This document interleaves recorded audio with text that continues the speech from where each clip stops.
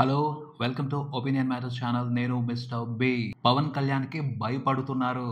అంటే పవన్ కళ్యాణ్ ఏమీ horror cinema చూపించడం లేదు, టెర్రర్ వార్నింగ్ కూడా ఏమీ ఇవ్వటం లేదు, దౌర్జన్యం చేయటం లేదు, దబాయించడం లేదు, రౌడీజం చేయడం లేదు, blackmailing, emotional torture, psychological torture ఇలాంటివి కూడా ఏమీ చేయటం లేదు. అయినా భయపడుతున్నారు, గట్టిగా భయపడుతున్నారు. కొంతమంది ఆ భయాన్ని మోతాదుకు మించి ఫీల్ అవుతున్నారు. కంగారు కాదు, హైరానా పడిపోతున్నారు, బెంబేలెత్తిపోతున్నారు. వాస్తవంగా అయితే వాళ్ళు అంత టెన్షన్ పడాల్సిన అవసరం లేదు. ఎందుకంటే పవన్ కళ్యాణ్ డాన్ కాదు, ఓజీ కాదు, ఒరిజినల్ గ్యాంగ్స్టర్ కాదు, కనీసం హరిహర వీరమల్లు కూడా కాదు. అవి ఆయన సినిమాల్లో పోషించే పాత్రలు. గబ్బర్ సింగ్ నాకు తెక్కుంది కానీ దానికో లెక్కుంది, అవన్నీ కూడా సినిమా వరకే పరిమితం. వాస్తవంలో పవన్ కళ్యాణ్ చాలా ప్రాక్టికల్ మనిషి. వీలైనంత వరకు అతిశయోక్తి జోలికి, అసాధ్యాల జోలికి వెళ్లకుండా తను చేయాల్సిన పనిని సిన్సియర్ గా చేసుకుంటా వెళ్ళిపోతా ఉంటారు. ఎంత సౌమ్యుడు పవన్ కళ్యాణ్. ఆయన ఫ్యాన్స్ కి ఆవేశం ఎక్కువ, ఆయనకి సంయమనం ఎక్కువ, సహనం ఎక్కువ. అలాంటి సాధు స్వభావిని చూసి భయపడాల్సిన అవసరం లేదు. అయినా భయపడుతున్నారు ఎందుకు?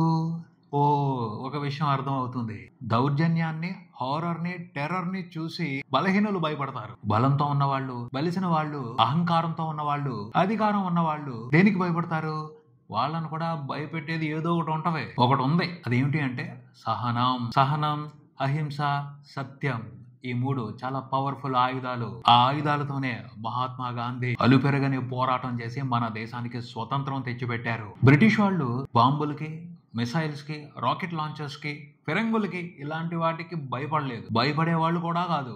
ఎందుకంటే వాళ్ళు కావలసిన మారణాయుధాలని సొంతంగా తయారు చేయగలరు. కానీ వాళ్ళు గాంధీజీ ప్రయోగించిన సహనం, అహింస, సత్యం ఈ ఆయుధాలని ఎదుర్కోలేకపోయారు. ఎందుకంటే వాటిని వాళ్ళు ఫ్యాక్టరీలో తయారు చేయలేకపోయారు. వాళ్ళ దగ్గర ఉన్న ఆయుధాల కంటే గాంధీజీ ప్రయోగించిన ఆయుధాలే పవర్ఫుల్ గా పనిచేశాయి. అందుకే తోక ముడిచారు, మన స్వతంత్రం మనకిచ్చేసి వెళ్ళిపోయారు అనిపిస్తుంది. ఇప్పుడు పవన్ కళ్యాణ్ దగ్గర ఉన్న సహనం, మంచితనం ఈ ఆయుధాలను చూసే కొంతమంది భయపడుతున్నారు అని అవుననే అనిపిస్తుంది. మంచితనంతో కూడా భయపెట్టొచ్చు. అందుకు లేటెస్ట్ ఎగ్జాంపుల్ గా పవన్ కళ్యాణ్ నే చూపెట్టొచ్చు. పవన్ కళ్యాణ్ మంచితనాన్ని చూసే భయపడుతున్నారు, పవన్ కళ్యాణ్ మంచితనాన్ని చూసే కంగారు పడుతున్నారు, హైరానా పడుతున్నారు, బెంబేలెత్తిపోతున్నారు. అలా భయపడుతున్న వాళ్ళల్లో ముఖ్యులు ఏబిఎన్ ఆంధ్రజ్యోతి అధినేత వేమూరి రాధాకృష్ణ. ప్రధానంగా పవన్ కళ్యాణ్ మంచితనానికి సంబంధించి కింద మీద పడిపోతున్నాడు. టీడీపీ కార్యకర్తల్ని, టీడీపీ నాయకుల్ని కంగారు పెట్టేస్తున్నారు. తను కింద మీద పడిపోతూ వాళ్ళని కంగారు పెట్టేస్తున్నారు. ఆయన టీడీపీ కార్యకర్త కాదు, పార్టీ సభ్యత్వం కూడా లేదు. అయినప్పటికీ టీడీపీ పార్టీకి భవిష్యత్తులో ఏదేదో జరిగిపోవచ్చు అని ముందే హైరానా పడిపోయి చాలా మందిని కన్ఫ్యూజన్ లోకి నెట్టేస్తున్నారు. ఒక కోణంలో నుంచి చూస్తే ఇది మొత్తం చాలా కామెడీగా ఉంది. ఒక మీడియా గ్రూప్ అధినేతగా ఆయన వ్యవహరించాల్సిన విధానం అయితే ఇది కాదు. కానీ పద్ధతులకి విరుద్ధంగా తెలుగుదేశం పార్టీకి అన్యాయం జరిగిపోతుంది, ఫ్యూచర్ లో జరగొచ్చు అని ఇప్పటి నుంచే గుండెలు బాధేసుకుంటున్నాడు. అసలు ఆయన టీడీపీ పార్టీకి అఫీషియల్ రాజకీయ సలహాదారుగా ఉండాలి. దాన్ని ఎవరో తప్పు పట్టరు, ఎందుకంటే అది ఆయన ఇష్టం. కానీ మీడియా ముసుగేసుకుని ఒక పార్టీకి వంత పాడటం, అది ఎటువంటి మొహమాటం లేకుండా ఆ పార్టీని మాత్రమే సమర్థిస్తూ విశ్లేషణలు చేయటం, ఆ పార్టీ మీద, ఆ పార్టీ కార్యకర్తల మీద, ఆ పార్టీ నిర్ణయాల మీద అజమాయిషీ చేస్తున్నట్టు ప్రవర్తించటం పద్ధతిగా అయితే అనిపించట్లేదు. అదైతే ఖచ్చితంగా సంస్కారవంతమైన జర్నలిజం కాదు. మీడియా అంటే ఎప్పుడూ కూడా ప్రజల పక్షాన ఉండాలి. కానీ ఇక్కడ ఏం జరుగుతుంది?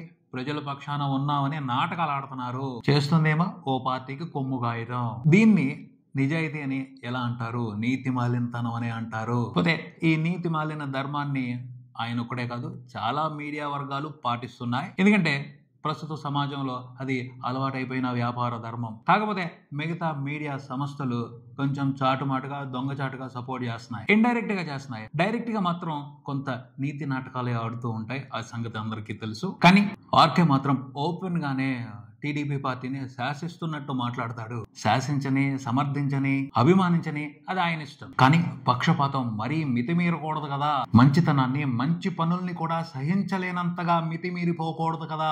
మంచితనాన్ని ఓర్వలేకపోవటం అంటే అసూయ అవ్వచ్చు, ద్వేషమే అవ్వచ్చు. అసూయ, ద్వేషం మహా చెడ్డ విలన్స్. వాటి వల్ల మేలు అస్సలు జరగదు, నష్టం మాత్రం ఊహలకు అందనంత జరుగుద్ది. పవన్ కళ్యాణ్ కి మంచి పేరు వస్తుంది, ప్రజల్లో ఆయన మంచి మార్కులు వేయించుకుంటున్నారు. వీలైతే ఆ మంచితనాన్ని అభినందించాలి, లేదంటే కామ్ గా ఉండాలి. అంతేగాని దాన్ని ఒక ప్రమాదంగా చిత్రీకరించడం ఏ విధంగా నీతివంతమైన పని అవుతుంది? పవన్ కళ్యాణ్ ప్రజల్లోకి వెళ్తున్నారు, ప్రజలతో మమేకం అవుతున్నారు, వాళ్ళ కష్టాలు తెలుసుకుంటున్నారు, వీలు మేర ఆ కష్టాలు తీర్చే ప్రయత్నం చేస్తున్నారు. మన్యంలో పర్యటించారు, మారుమూల గ్రామాలకు వెళ్లారు, అవసరమైన చోట రోడ్లు వేయిస్తున్నారు, దానికి సంబంధించిన ప్రోగ్రెస్ ని ప్రజల ముందు ఉంచుతున్నారు, మార్కులు వేయించుకుంటున్నారు. తప్పేమిటి? ఎక్కడైనా అన్యాయం జరిగితే స్వయంగా వెళ్తున్నారు, చర్యలు తీసుకోవాలని పోలీసుల్ని, అధికారుల్ని ఉత్సాహపరుస్తున్నారు. వీటన్నిటికంటే పవన్ కళ్యాణ్ చేస్తున్న చాలా చాలా మంచి పని, మిగతా వాళ్ళు చేయటానికి ఇబ్బంది పడుతున్న పని బాధ్యత తీసుకోవటం. తప్పు జరిగితే వాళ్ళు చేశారు, వీళ్ళు చేశారు, మేం చేయలేదు, మా తప్పేమీ లేదు అని తప్పించుకు తిరగటమే ఇప్పటి రాజకీయం అయిపోయింది. కానీ పవన్ కళ్యాణ్ మాత్రం బాధ్యత తీసుకుంటున్నారు. అవసరం అయితే చేతులు జోడించి క్షమించమని ప్రజల్ని అడుగుతున్నారు. ఖచ్చితంగా ఇది నీతివంతమైన రాజకీయం అని మేధావులు కూడా చెప్తున్నారు, మేధావులు కూడా పొగుడుతున్నారు. తిరుపతిలో జరిగిన తొక్కిసలాట సంఘటనకు సంబంధించి పవన్ కళ్యాణ్ చేతులు జోడించి ప్రజల్ని క్షమించమని అడిగారు. ఆ పద్ధతి అందరికీ నచ్చింది, ప్రజలకే నచ్చింది. కానీ రాజకీయ నాయకులకి నచ్చట్లేదు, కూటమిలో ఉన్న తెలుగుదేశం పార్టీకి నచ్చలేదు, ఏబిఎన్ ఆంధ్రజ్యోతి అధినేత వేమూరి రాధాకృష్ణకి నచ్చలేదు. నిజంగా పవన్ కళ్యాణ్ సంస్కారం అందరికీ నచ్చింది, దాన్ని అందరూ అభినందించారు. ఇలా కదా ఒక రాజకీయ నాయకుడు ఉండాలి అని ఒక కొత్త ఆలోచన తీసుకున్నారు. దాన్ని చూసి ఓర్వలేకపోతే ఎలా? ఏదో పక్క పార్టీ వాళ్ళు, ప్రతిపక్ష పార్టీ వాళ్ళు ఓర్వలేదు అంటే వేరే రకంగా ఉండేది. అది సహజమే, వాళ్ళు అలాగే బిహేవ్ చేయాలి. ఆపోజిట్ పార్టీలో ఉన్న నాయకుడు ఏది చేసినా సరే, ఎంత మంచి చేసినా సరే విమర్శించాలి, అది సహజం, వాళ్ళ నైజం, వాళ్ళు అలా రాసి పెట్టుకున్న రూల్. కానీ ఒక మీడియా అధినేత ఎలా ప్రవర్తించాలి, ఏం చెప్పాలి, ఎలాంటి మెసేజ్ ఇవ్వాలి, అలాంటి మంచి పనుల గురించి సొసైటీకి, ప్రజలకి ఇంకా ఒక అడుగు ముందుకేసి, మీడియా అధినేత కాబట్టి మీరు కూడా పవన్ కళ్యాణ్ లాగా మంచి చేయండి అని మిగతా రాజకీయ నాయకులందరికీ హితబోధ చేయాలి. అతనితో మంచి పనులు చేయడానికి సంబంధించి పోటీ పడండి అని ఎంకరేజ్ చేయాలి. అంతేగాని కట్టడి చేయండి, అదుపు చేయండి అని అర్థం వచ్చేలాగా విశ్లేషణలు చేస్తారా? దాన్ని విశ్లేషించడం అనరు, వార్నింగ్ ఇవ్వడం అని కూడా అనరు, భయపడటం అంటారు. నిజంగానే భయపడుతున్నారు. చూస్తుంటే వీళ్ళ భయం పవన్ కళ్యాణ్ కి బోల్డ్ అంత బలం అయ్యేట్టు కనిపిస్తుంది. ఎటు బీజేపీ సపోర్ట్ పవన్ కళ్యాణ్ కి పుష్కలంగా ఉంది. సో వీళ్ళు ఎంత ఎక్కువ భయపడితే పవన్ కళ్యాణ్ అంత బలంగా రాష్ట్ర రాజకీయాలకు సంబంధించి చక్రం తిప్పే అవకాశం ఉంటుంది అనేసి కొంతమంది మేధావులు అభిప్రాయపడుతున్నారు. నాకు కూడా ఆ అభిప్రాయం, మేధావులు అనుకుంటున్న అభిప్రాయం కొంతవరకు సబబే అనిపిస్తుంది.